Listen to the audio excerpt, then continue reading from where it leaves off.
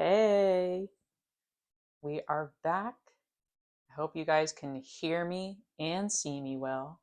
I have a new microphone, so I hope that everybody can hear me clearly from all the way over here. But welcome back to New Housewife Cooks. Today we are going to be making pizza. I'm following two recipes for this. The first, and both will be posted in the description. The first recipe is for dough, and the second one is for the actual pizza making process. So this first recipe is from Food Network, and then the second one is from a channel on YouTube called Dough Guy. And I've been watching a bunch of his videos. I think that the way he makes pizzas look amazing. We've done it a few times already, and we just do ours a little differently, and I will explain that as we get to the cooking process. But let's get started. I have the recipe here, but what you're going to need is flour. The recipe calls for bread flour. I do have bread flour. I don't find the difference in regular flour. The notes for the recipe say that if you use plain flour, and by plain I mean bleached normal flour, you can use normal flour. It'll just make for a chewier crust, which is okay with me. Sugar, instant yeast, salt, and olive oil. And that's all you need for the dough. So we're going to start with 3.5 to 4 cups of flour.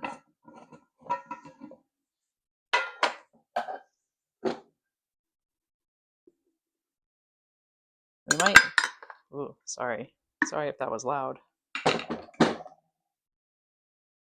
We might have to dip into the bread flour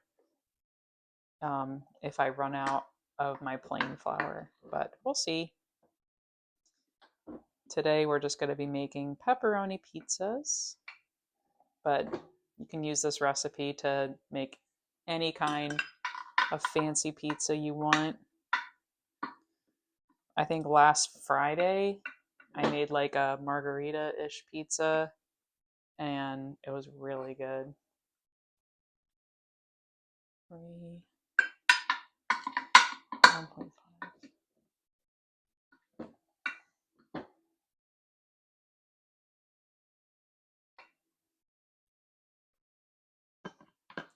And I did have to, in fact, bust out the bread flour to supplement, which is okay. I only needed a half cup, so not that bad. Next is 1 teaspoon of sugar.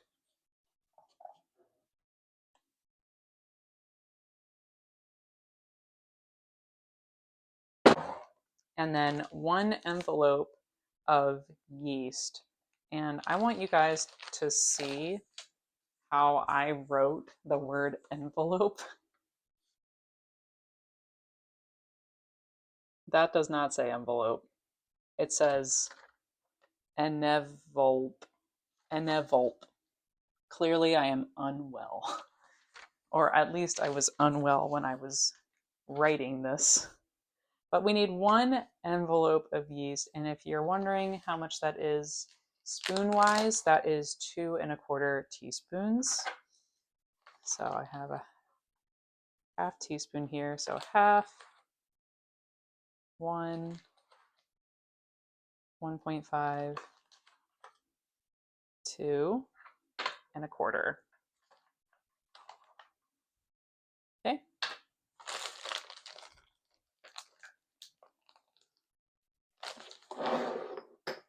And then 2 teaspoons of salt. 1. Well, that's 1. 2. Okay.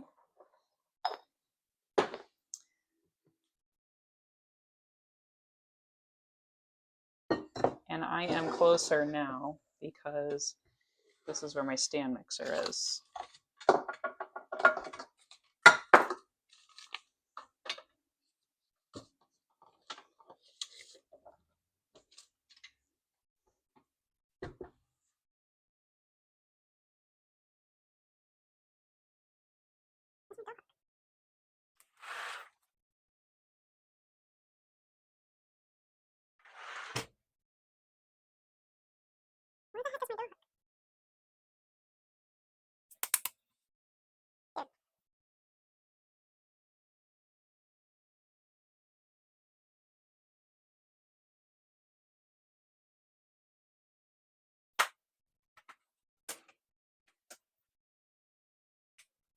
Guys, I don't know where my dough hook is.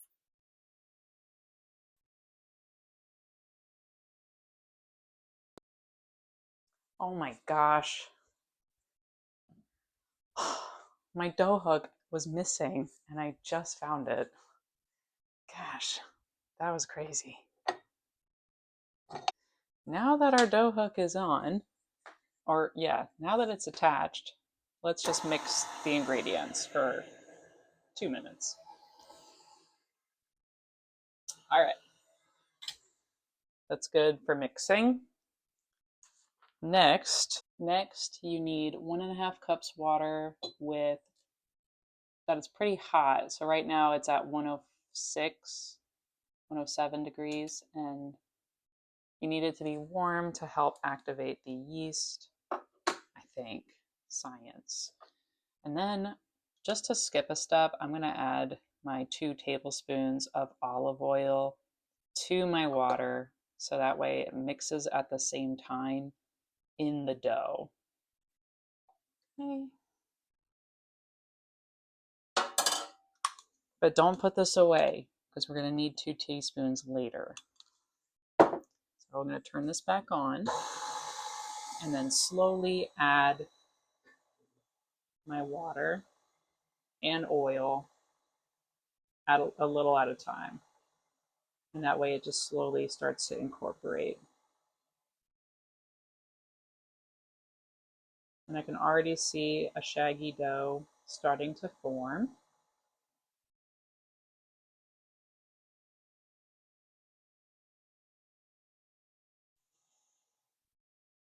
Okay.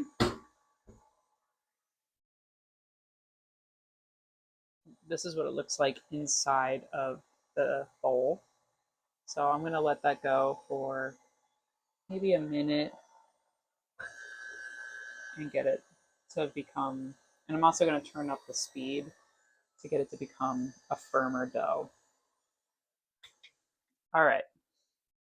It is looking pretty liquidy, but we're going to knead it into a dough ball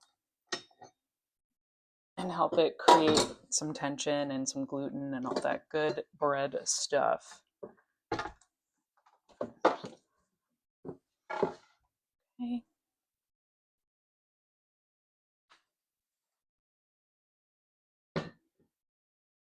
So over here I have a silicone mat and I'm just going to flour the surface. And then using my bench scraper, but if you don't have one of these, you can easily just use your hands or a spatula, just something to help get the dough out of this bowl.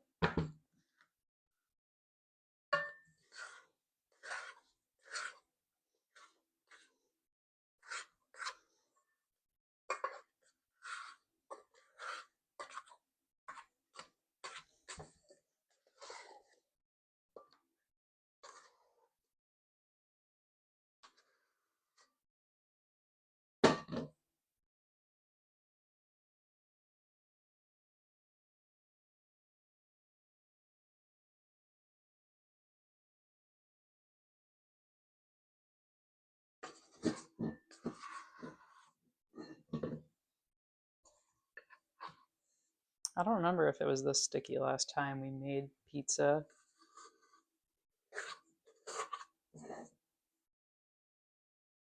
But that's the glory of this channel.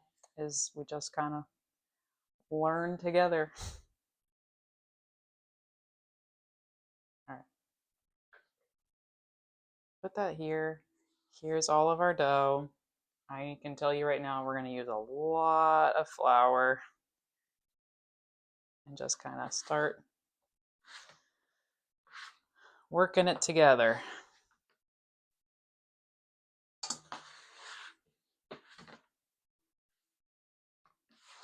Right now, I'm simply just using my bench scraper to help push the dough around until it is less sticky, and then I can use my hands. And I think I'm going to need this for about 10 minutes. And see if that helps it along. What's your favorite pizza topping? Let me know. I just flung a bunch of flour everywhere. My favorite pizza toppings are pepperoni and bacon. I also have been obsessed with buffalo chicken. And if you use blue cheese instead of ranch for your pizza, for your buffalo chicken, you're a real one. I am team blue cheese all the way. Already about 3 minutes in, and it's already a lot less sticky. There's still some stickiness, but it's not nearly as bad. It wasn't as like soupy as it was when I first dumped it out of the bowl. So every few times of kneading, I just add some more flour to it and just keep pushing it just like this. And that seems to be really helping. And don't get rid of this bowl right here, because that's what we're going to be putting the the dough back into to prove.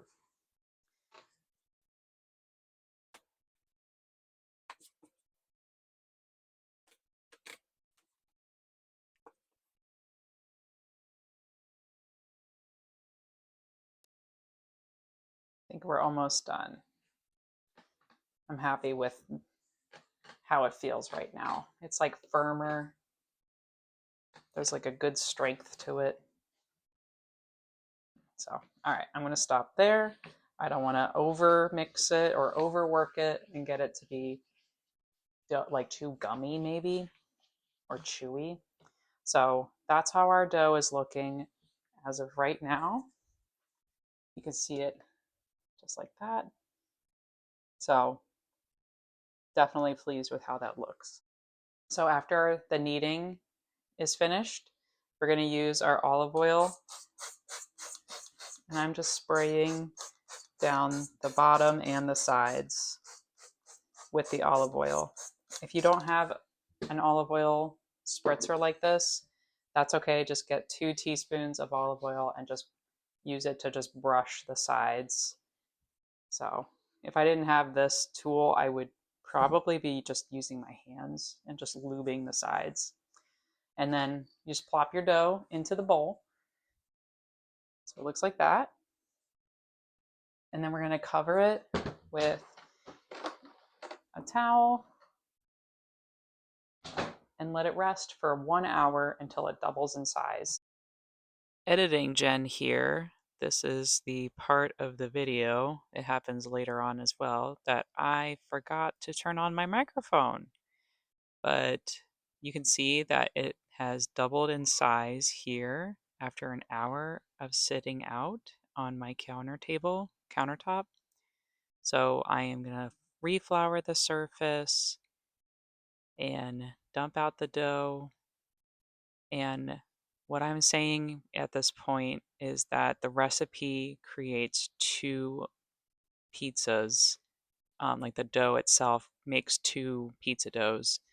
So normally you would cut it in half, but I actually cut it into quarters because we find that the size of our pizza peel fits better with a smaller pie. So I'm actually going to cut them into quarters here.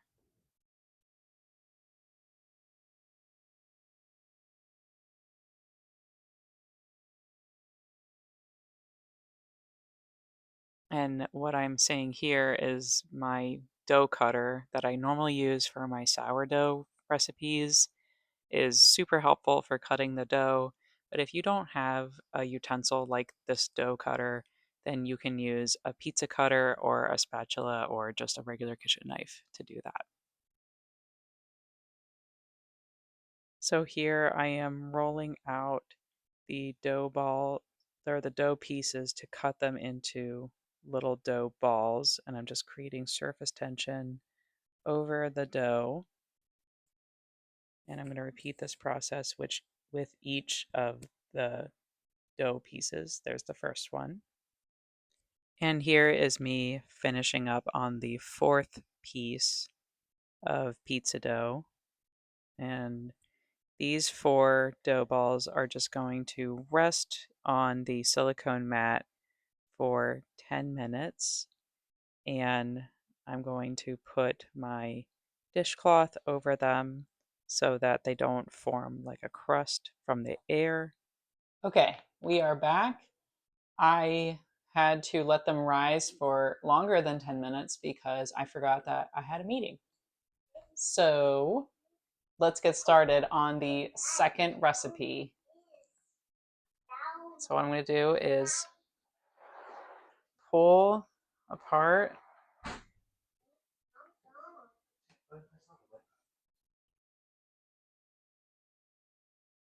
So what we're going to do is flour the bottom and the top of our dough. Look, it's Nick! And then using our fingers, we're going to create a little ring, but not all the way out to the edge. We're going to leave a little bit of space, and that's what's going to form our crust. And then we need the center.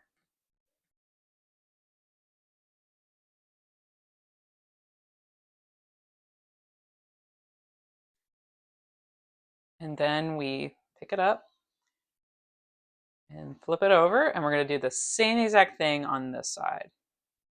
Going to create a ring and then dimple the center, but not dimple like a focaccia. Like, make sure you really get the bubbles out and stuff.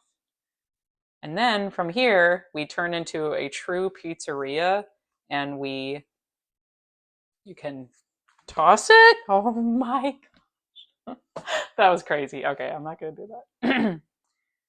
So using your knuckles like this, you kind of just let it hang and let gravity do the work. And you see how it's getting longer and longer, and you're just stretching it out until it gets to the circumference that you're looking for. Ah! I poked a hole. That's okay. Let me just pinch it together. It's not that serious. It's just pizza. It'll taste the same. This is the special flour we're using to just dust the bottom of our pizza giant spatula. I don't know if it's actually technically a peel, but it is. Yeah, we have a pizza peel. So we're going to just dust a little bit of this on there. All right, and now we have this ready to go. So we're going to pick up our pizza and put it right on. And then we do the fun part, which is the toppings. So I have some pre-made pizza sauce from a couple days ago. It looks like that. Oh, I just dropped it.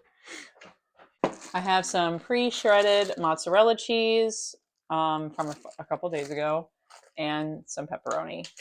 And I'm going to take some olive oil and just spray the base a little bit.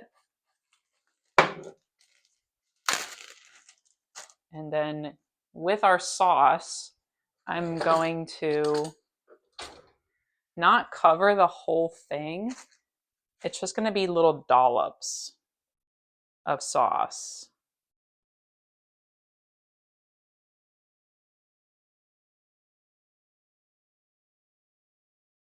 It's like a painting. You have some art, there's an art to it that I don't know how to art that yet. So,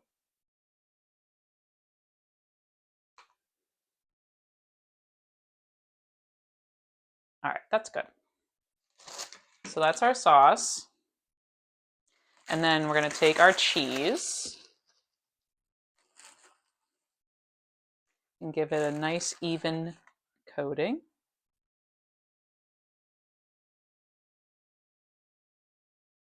I'm going to doll up a few more spots with the sauce.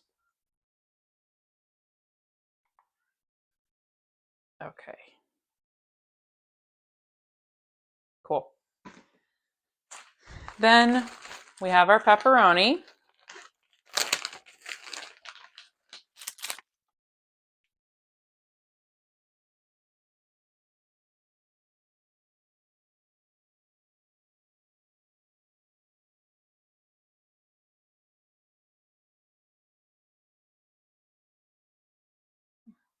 All right, and that is done. That is a pepperoni pizza, and that is ready to go once our oven is preheated. So let's go check on it. So we have our grill that has been preheating for up to 500, but the recipe says to do 500 to 550, but that's in an oven. And he also uses a pizza steel, and we have a pizza stone. So, you know, that's the like big difference. So Nick is putting the pizza peel on, and hopefully it will slide off. You gotta want it. Come on, pizza. Look at that. First try. Perfect. So now it's going to bake. Editing Jen is back. This is the second part that I forgot to turn the microphone on for.